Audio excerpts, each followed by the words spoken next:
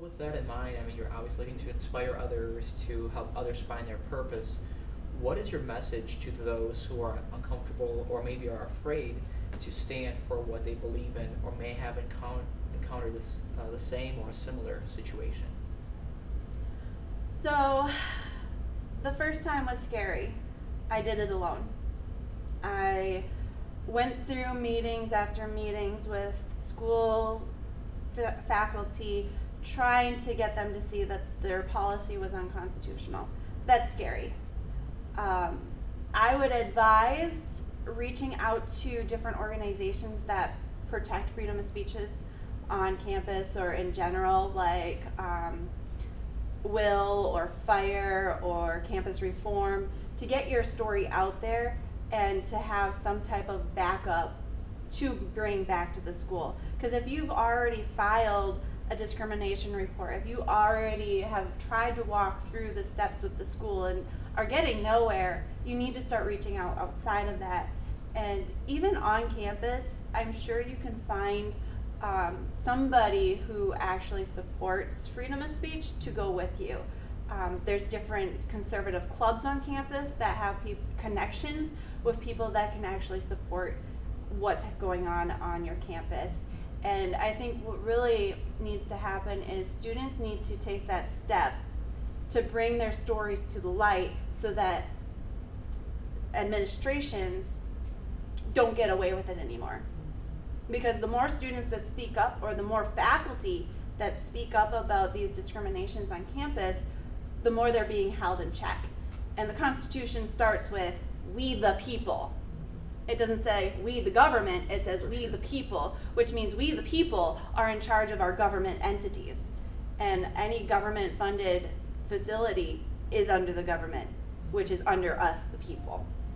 So I would say, take that stand, be the people. How encouraging it is to know that you're not alone and ways to go to be brave enough to step up and to take that stand. So after taking a stand, what opportunities have come your way? Well, I think 2018, handing out the Valentines and bringing my story to court has been covered quite a bit in the media as of recently.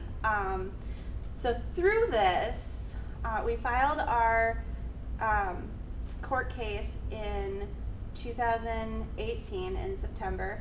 Actually happened to be my first day of class. That was a little nerve-wracking going to class. But that week, I ended up having over a dozen interviews with different publications across the country. And so by the end of the week, my favorite part is the message Jesus loves you was spread across our country. But not only that, it went international.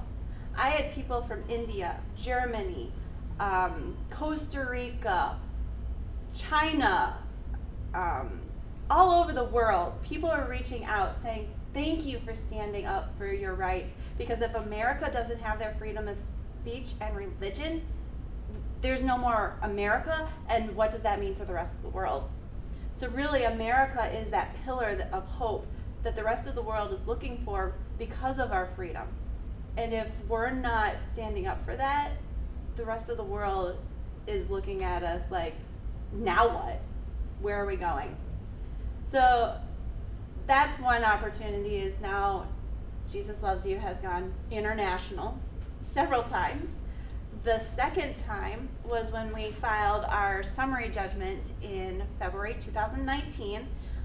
A summary judgment is asking the judge to rule in our favor without going to trial, which saves a lot of money, and especially with it being a tax-funded school, the students are really the ones who are paying the price. And that is, that just irritates me the most about this whole thing, is because I know that there are people who are not necessarily donating that usually would because of this. And students who are relying on those scholarships are the ones that are being affected. And that's not fair. There needs to be where the administration themselves are the ones who are taking responsibility for this discrimination and not having it passed on to the students. So to go with that, I had a interview with Campus Reform, and they told my story again in February 2019, and in March I got a interesting email. I actually thought the email was fake because I've had several, oh, I'm so and so with the government and you're having this happen to you, so you need to reach out type emails. We all have spam emails. So I thought it was a spam email, but Campus Reform, the Leadership Institute, called me and said, hey, did you get a message from the White House? The email was from President Trump requesting my presence at the executive order signing for protecting freedom of speech on campuses. I was blown away. My little Valentine story had reached the ears of our President of the United States. And not only reached his ears, but his heart. So much so that he wanted me to be next to him when he signed that bill to protect freedom of speech. That's amazing. That is amazing. Yeah, wow. That's incredible. Who knew my little Valentine would go to the White House? Sure.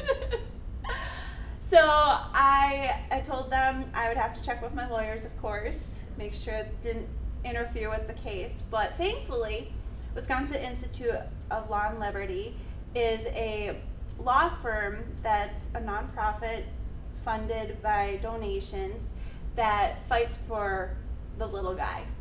Sure. And through them, they believe that the public needs to know if the public is being affected. Sure. So because this policy was affecting the whole student body, they believe that everyone should know about it. And as soon as they heard that President Trump had requested my presence, they said, don't wait for us, go. So I flew out there a few days before the signing, and I got the phone call the day before. So the signing was March 21st. March 20th, I got a phone call from the White House saying, we would like to use your story, and we were wondering if you would say a few words. Now you can imagine the nerves and the shaking my body went through for the next couple hours after getting that phone call. Not only was I going to be present, but I was going to be given the freedom of speech in the White House. And that was life-changing, because our Capitol is giving me the opportunity to speak.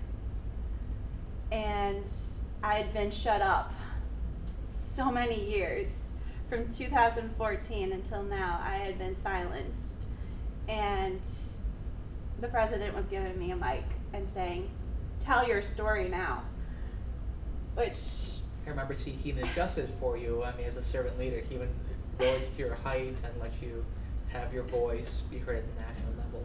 yeah, so how he treated me blew me away too, because, you know, we hear all these different stories about how he hates women or how he whatever. I try to stay out of all of that. Sure. And I try to look at a person for who they are and not what everybody else's opinions are, which is kind of what the podcast is who is the person. Sure. And when I got there to the White House, I asked if I could give him a Valentine. And his security was like, nope, it has to go through forensics and all these testings, make sure it's safe. Cannot give him a Valentine until it goes through all that. I'm like, fair enough. Sure. So then I'm like, can I bring my Valentine on stage for my speech? And they're like, nope. And when they asked me to speak, I asked what I should say, because I wasn't sure how this all worked. Oh, sure. And they actually had no restrictions for me. Wow. I'm like, you're giving a student free reign in the White House to speak. It's amazing. That So- is amazing. That's First incredible. First Amendment on display right there. Extremely. Yeah. That just really took me back too, because I'm like, this is like where I would expect some type of restriction. Sure. Nope. So I asked to bring the Valentine on stage, and again, here's the restrictions, you know, no Valentine on stage. And President Trump heard about it, and he was like, excuse me?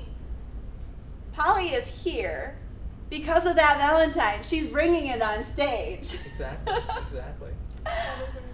And I was like, that's pretty cool. He Very just cool. trumped a policy for me. That's awesome. That is amazing. So then from there, I was just shocked at how he treated us students. They asked me, so Polly, where is she? Oh, there she is. And I'm like, okay, did I do something wrong? Nope. They had a special press conference set up for me to tell my story and why the executive order would be good for our campuses and protecting our freedom of speech. And they took me away for that, and then they brought me back, and we went back into the White House, all of the students that were on stage with the president, which I thought I was going to be in the crowd. I didn't know we were all going to be on the stage. Sure. Sure. So he had us all on the stage, about a group of 10 or so, and they're like, Polly Olson, where are you? And I'm like, here? And they said, well, the president has requested that you stand next to him at all times on the stage. Your story really has impacted him. At this point, I'm just like complete shock at what's going on, blown away. It gets better, because then we were practicing for, you know, where he was going to go so we wouldn't touch him. And they're like, well, when he signs, where's Polly? Polly gets the pen. No one else gets the pen. Sure. And I was like, this just took me away. I felt like I was like in Cinderella world there. So I actually received the executive order signing pen for freedom of speech. And Oh, cool. a couple of my friends, when I got back from that, were like, do you realize what you've just done? And I'm like, what do you mean? They're like, you have done something that 99% of America has never done, and that's changed law in our country. A policy was written because of your story. And going back to your question earlier about students standing up, I have heard so many students say, it's just me. It's just one story. I was just one student, and my story changed law. So even if you are one student, one person doing the right thing, it makes a difference. It does. It does. It's just like voting. I know so many people have told me I don't vote because I don't feel like it does anything. One vote, one person's voice can make a difference, and I'm an example of it. For sure. So That's amazing. And thank you for sharing that. yeah, that's my experience at the White House, and more opportunities are building as this goes.